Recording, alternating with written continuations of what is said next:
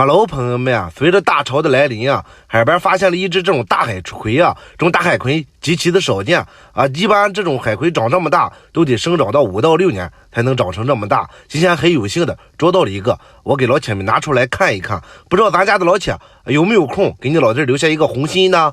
啊，给就给一个嘛！啊，反正红心也不花钱。哇塞，露出来了，弄出来了！我的妈了，这根也是太长了，应该够用了啊！不是，今晚应该够吃一盘的了哈！嘿嘿，有的小伙伴看见咱抓到这么大的海葵了，二话不说就给我加上了一个关注，来看我直播赶海。